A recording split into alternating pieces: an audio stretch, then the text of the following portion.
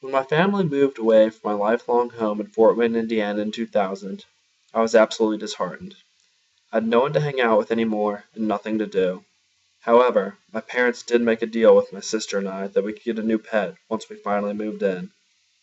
So naturally, the first words to come out of my mouth when we finished unpacking were, "So, can we get a new pet now?"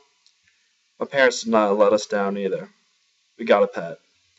Since my sister is 2 years older than I am, and she was having a tougher time adjusting to the move, she got pretty much all the say in what pet we got.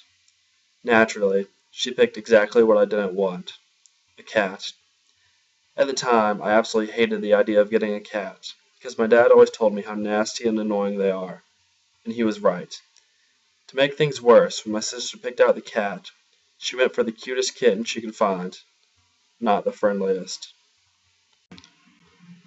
After several years of coming home from school to a foul smell and presents, as my mom liked to call them, I was finally able to talk my family into getting rid of it. Also, my sister moved off to college, and my mom didn't want to take care of it herself anymore.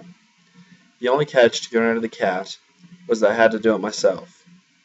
At the time, I figured as long as the cat was not in the house anymore, I would be happy. The next morning, I managed to unseal my eyelids just around noon and stretch my arm over to the phone to see what my plans for the day were. Luckily for me, the first thing to show up on my phone was a nice list of chores for my mom, and at the very bottom of the list was to get rid of the cat. I finished up all my chores rather quickly, but when it came down to getting rid of the cat, I was not sure what I should do. My parents decided the night before that since there was no humane society or veterinarian nearby, the only place to get rid of the cat was to drop it off on the side of the road, a ways down from my house. I could care less what happened to the cat. I just wanted it gone. The plan seemed rather simple at the time, but actually executing the plan turned out to be rather difficult. The cat did not let anyone touch it, or even get close to it, so getting it in a cage to take away was quite challenging. After about 20 minutes of chasing the cat around the house, I finally caught it. I drove for about 20 minutes to make sure I would never have to see the cat again. I never thought I'd miss the cat either until I let it go and watched it run off into the woods.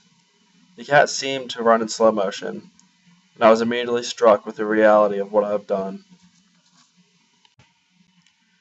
The car ride home went from about 20 minutes to feeling like an hour. I never thought I would miss the cat. The next couple days were rough for me. My parents told me not to talk about releasing the cat, so my sister wouldn't be sad. However, every time I passed my sister in the house for the next week, she managed to sneak in a comment about taking her cat away. In tandem with my sister's constant tormenting, I knew the cat probably wouldn't be able to survive in the woods. This tore my conscience and caused me to realize, even though I absolutely hated our cat, releasing it in the woods was a bad decision. If I could redo this situation now, I would definitely go out of the way to get it a new home. I also learned that even though I absolutely hated the cat, it deserved to be taken care of, then I should have cared what happened to it before I released it. Every cat I see up to this day reminds me of the cat my family used to have, Sierra.